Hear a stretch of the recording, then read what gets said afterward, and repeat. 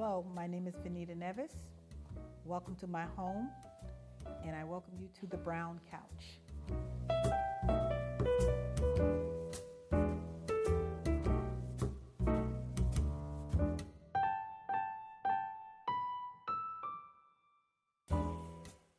Hello, my name is Weslee Pullen.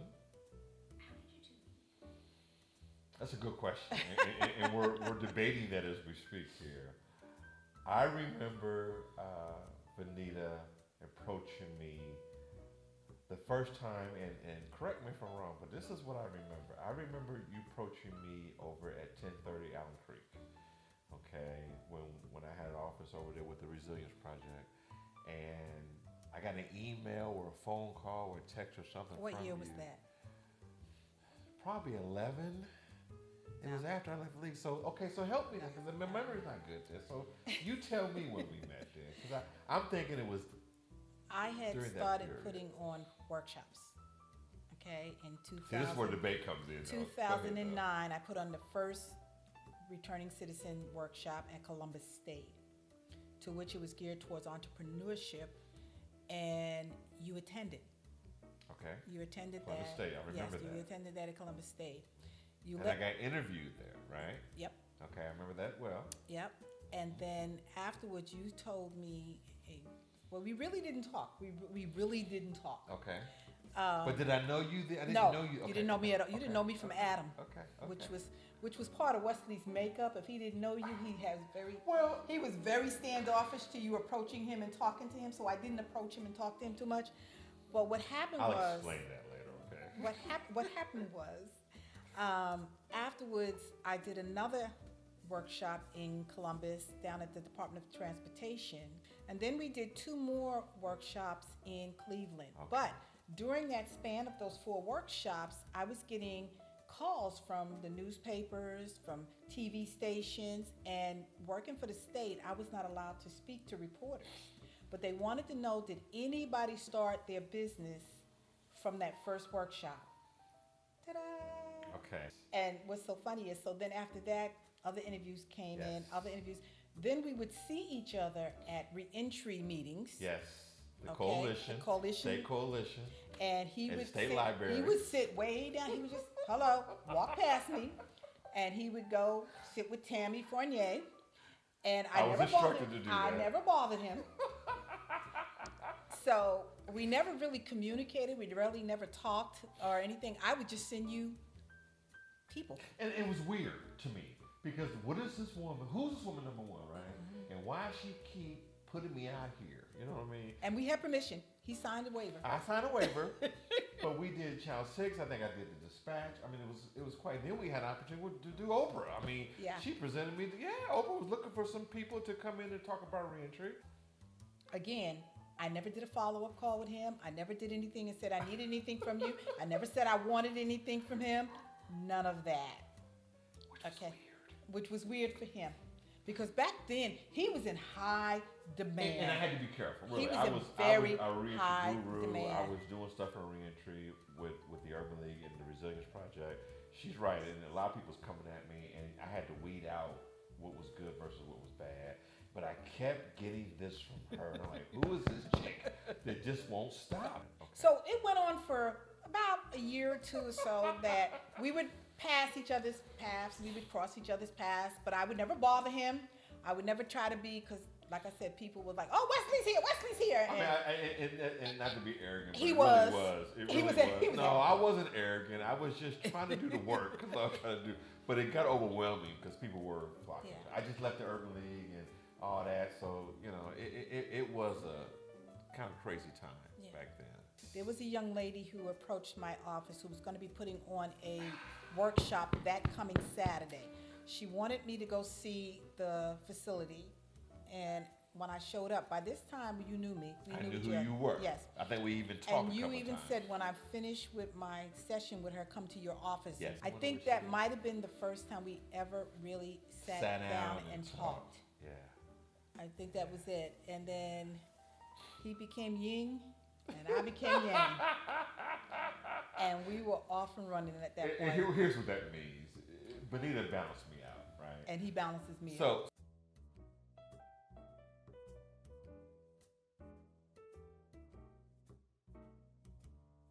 what we did was we videotaped all of those workshops I did. And we made Yeah. sure that people in the audience, which were all returning citizens primarily, and a lot of people interested in reentry, and asked those questions as Yeah. if you were incarcerated, Yeah. that we could not be able to answer for them.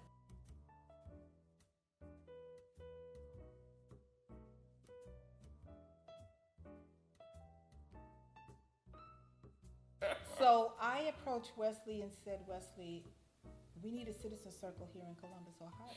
There was none. And I had did my research on what the citizen circle was about, and Weslee said he would help me put it together along with Tammy Fournier, who is Tammy. Yeah, shout out to Tammy Fournier. Shout out to Tammy Fournier. Huge part of my life. Yeah. Tammy is she works for People Choice now. She's an advocate. She's been on the news advocating for injustice and black men being incarcerated, not incarcerated, but being attacked by the police. So she's a huge advocate with them. So from there, he just kind of guided me to how to conduct the citizen circle. And the circle, real quick, the citizen circle is important because for two reasons. Number one, we were the voice of the voiceless. So when people come home and had needs and issues or barriers, as we call them, our voice was the ones that were advocating for them to get their ID, to get birth certificates, to clothing, to you name it, whatever they wanted. We were that voice. And the other part of Citizen Circle was the connection from the community to the penal system, right? And Vanita still has that connection, but that was real important because it didn't appear that our community, and I mean the African American community, didn't have that much of a say when it came to the system. You know what I mean? And we are the ones in the system. So the advocacy part is still huge when it comes to Citizen Circle. So I want to thank you for carrying on that mission. And there were some do's and don'ts. Yes, there was some do's and And I'll don'ts. give you one. Me and Larry Mallory met a guy, came in, and he was fresh out the joint, no bus pass. So what did? We came out of pocket. Here's 20, Larry gave me 30, and we ran to Coda and got him a monthly bus pass. Okay, we were real young in this, right? They ain't seen a guy since, you know what I mean? So that's one of the things that we said we'll never do is feed people on the first visit. You know, you come back, here's some homework. I mean, see your willingness, see how much you Right. really want to improve or change your ways. So and that was something I said, Vanita, watch that very first initial visit, because people will pull from you, and they have, and they will. Mm-hmm. And they still continue. do. Yes. So that was something that she did learn among a lot of other lessons. Well, but- the other thing I learned from you, and this is a big one. He said it's okay to say yeah. no. Yeah. When you get into reentry, you'll have, like he said, and I understand now why he was distanced to me. I understand it now. It wasn't deliberate. It was. It's not deliberate. It's not deliberate because I even find myself now pulling Yeah. away from because there's so many committees, there's so many Yeah. workshops, The there's work, so man. many The conferences, work. there's so many programs, there's so Yeah. many this and there's so many that, and you're only one person doing all of this. Well, I am a 55-year-old African-American male who has been in this field since 1998. So that is what, 23, 24 years, whatever the math is on that. My first reentry job was with Diversified Community Services on East Main Street with Brother Simba, Brother Timba, who's passed away, and Brother Jerome Prince McGee. They gave me my first shot at reentry, and that was just babysitting, covering the office, and this was a therapeutic community. Therapeutic community is a group of men or women who live in a house and they live by certain laws and certain rules, and they're accountable to each other, right? So you have different statures with men who have different positions, and they are expediters. They have people who speak for the whole group. I mean, it's very therapeutic, and it works. It's proven to work. So Diversify was a therapeutic community, TC they call it, And that's the first time I was introduced to the TC process. And I loved it because they talked about, they had the little thing on the wall with the affirmations you say every day, and everything was structured. Everyone had an assignment, everyone knew what time they were supposed to be here, and no one complained about that because they were on parole. This is part of parole, was with the TC process. And I won't go through my whole resume, but that's what kind of got me into the reentry world. Got hired to Urban League in 1999, stayed there for 10 years. I did everything from case management to victims advocate to transitions manager. So let me just stop you here Yes, as stop me introducing here. yourself. I'm forgetting something, I'm sure. What do you tell your clients to get them comfortable about you, to make them? I disclose. I don't have a problem with disclosure. 27 years of recovery. Did some time back in the day. Wasn't the most delightful person in my day. So I identify. Okay, to answer your question, it's a piece of identity. And from the workhouse to prisons to wherever I go, I have no problem disclosing that because I think it's important for individuals to identify why they're here. Everyone can't teach or conduct group with a bunch of men who have been incarcerated for everything from murder to arson to rape to. I didn't have. This wasn't a minimum prison. This is a maximum facility. The most important part of that whole piece was to identify. No one ever asked me though about my past. None of the guys ever asked me about it because I think as I spoke, it was obvious. You know what I mean? Inmates are like animals, and I don't mean that in a negative way, but I'll explain what I mean by that. Their instinct. They have good instinct, so they know when people come in that prison that shouldn't be there. And actually, Mark said that. Okay, and it's the truth. It's the truth. Mark said that. They're transparent. People come in that prison, we'll talk about God or whatever their motive is, that's fine. But they know when you ain't supposed to be there. They know that this may be your first time in an institution just by your body language, how you come off, your relation. And I never had that because I've been in institutions in the past. So I've never been questioned about who I am and why I'm here. You know, I had the opposite. You know, we're glad you're here. Give it up, you know.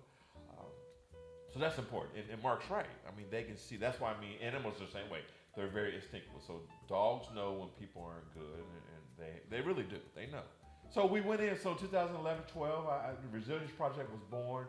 That's an agency that actually works with this population, from case management to behavioral health to substance abuse to mental health. I mean, all that was under the Resilience Project. Now, I will qualify for this because this is important. Okay. Back in 2010, when I left the Urban League, I was fortunate enough to go through a cognitive behavioral therapy program through the Department of Administrative Services, DAS. Okay, 4-day training, 32 hours. I got that certificate.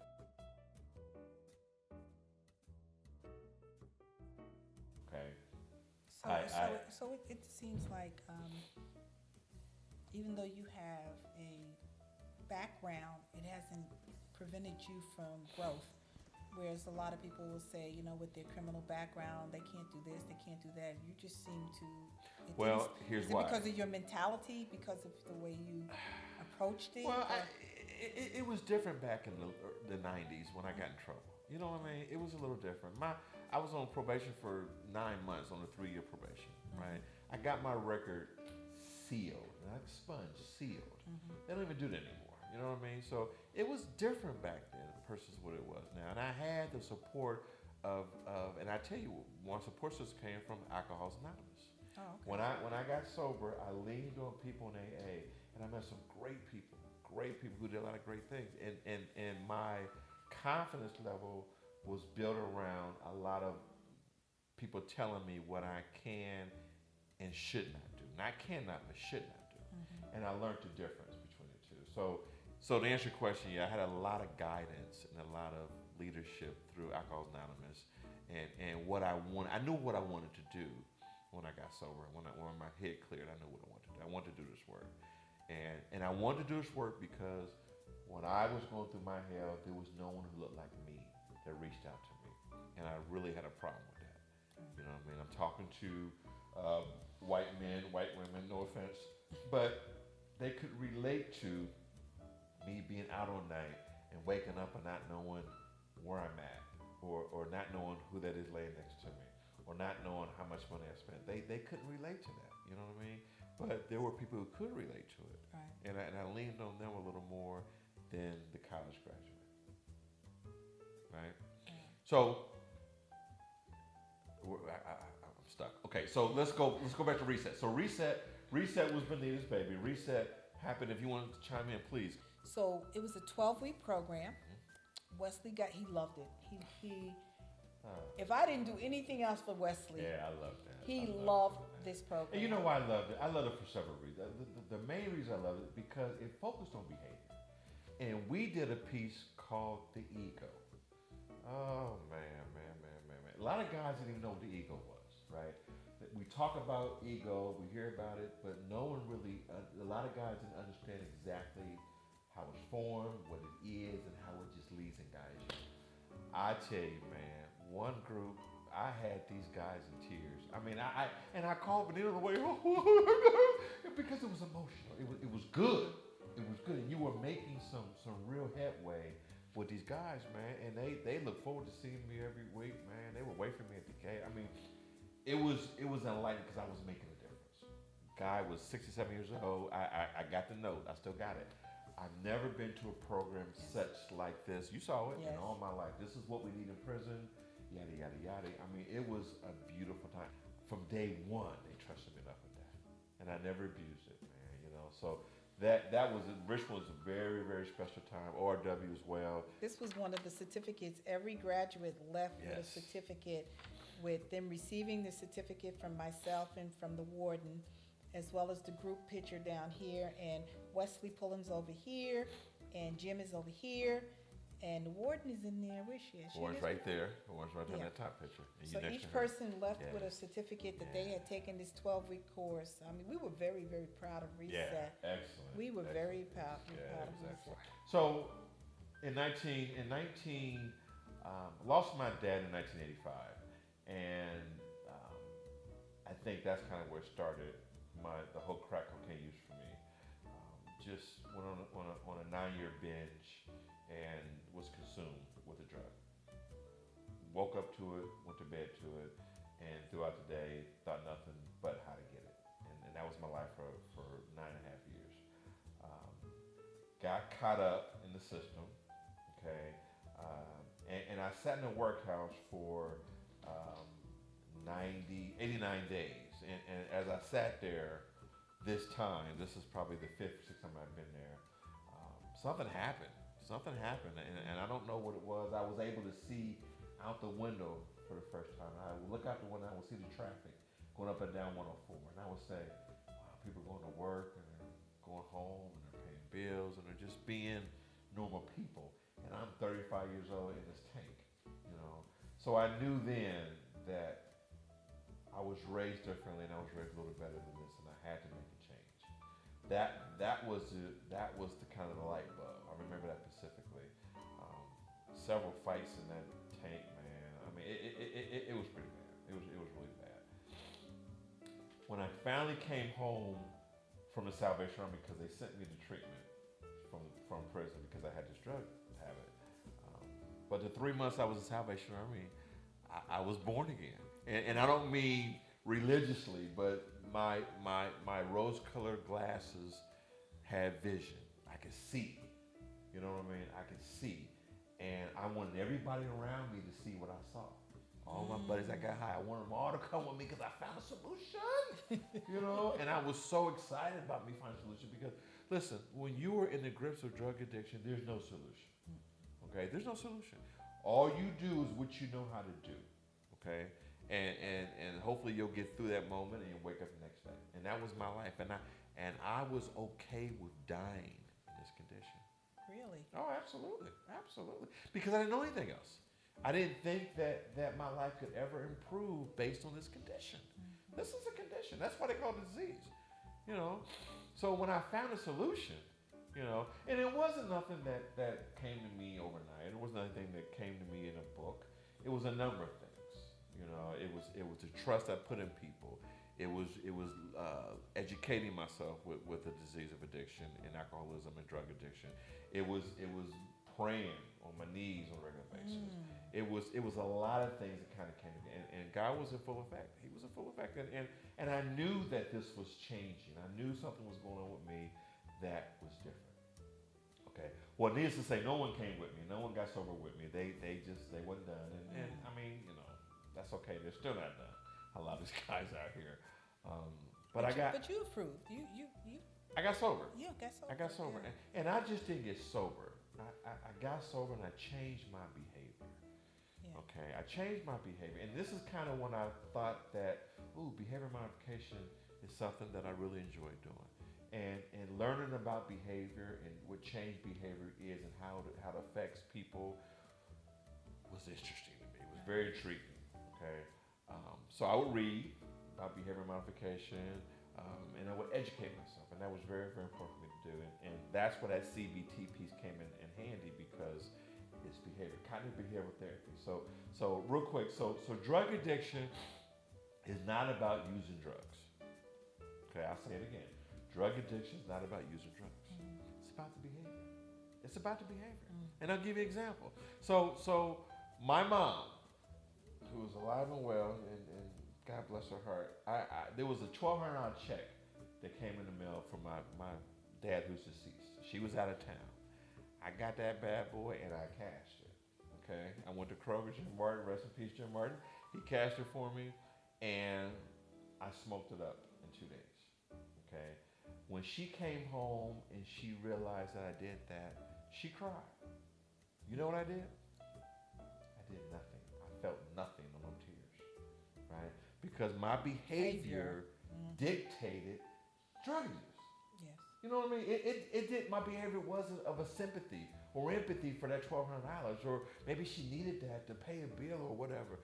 My behavior was, oh well, it's your problem. You know what I mean? I didn't have any remorse. So that's when I understood that this is not about using drugs. It's about how you look at life and how you look at people and how you treat people. Period. There's people out here who drink and use drugs daily, okay, and never get healing. Okay, they're called dry drunks, right? They don't do anything to improve their behavior, they don't improve their life. All they do, they may sit at home and drink a 12-pack at night, smoke a couple of joints, and crash out, and they're okay with that. But nothing's changing. Okay, their outlook of life's not changing. They're not looking at the cloudiness today that's cloudy today, but it's still a good day. You know what I mean? Just looking for that next drink. Right. The whole consumption of Repeating drug addiction, yes, is finding the next one. Yeah. The next one. Yeah. One more. That's behavior. If I change the way I think about that, my behavior changes. Right? Exactly. How many times have we had that conversation? Exactly. So that's what I love about behavioral therapy, because people think that drug addiction is about using and abusing the drug. Well, you can use that same scenario for someone who's a repeated, going into jail, robbing people, and then every time they get incarcerated, they want to blame their family for their incarceration. Excellent point. But you taught them when you would go in that you have to change your behavior to not repeat what continually brings you back in here. In the chart, interesting, because most restored citizens or returned citizens who are incarcerated, when they're released, they do the same exact thing that put them in prison the first time. Because they have not changed their... Because they haven't learned anything different. Yes. So if I rob the bank and did 5 years and get out, I'll probably rob another bank if my behavior hasn't changed. If I rape someone 10 years ago and I come out, I'll probably do the same thing. So, Well, Weslee, I thank you. that was Thank a you mouthful. for sharing. That was a mouthful. Wasn't it? I thank you for sharing with us. I thank you for sitting down with me on my couch. Well, I thank you for just being my yang. We would be in different situations, and we look at each other time to go. You know, we'd be in a situation like this ain't cool. You know, and we were yin and yang. I mean, you know, it really was that way. When we go places and it ain't cool, let's go. She know when I said let's go, let's go. You know what I mean? So, your support has meant the world to me over the years. I will say this too. I stepped away from the field Yeah. for obvious reasons because it And- will burn you out. So, and I'm grateful that he has came back into the field through Arch. When he heard about the Speakers Bureau, you know I got to get that in. Well, When I told him about the Speakers Bureau, I was excited. he was excited, and his first opportunity, he had never met Kim. No, she's a And ball of fire. Yeah.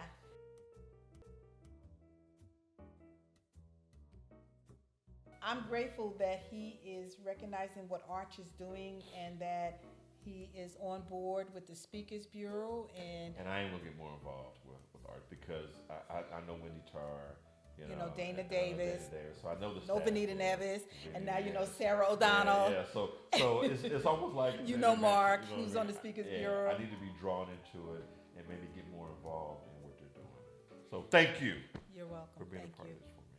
Thank All you. right.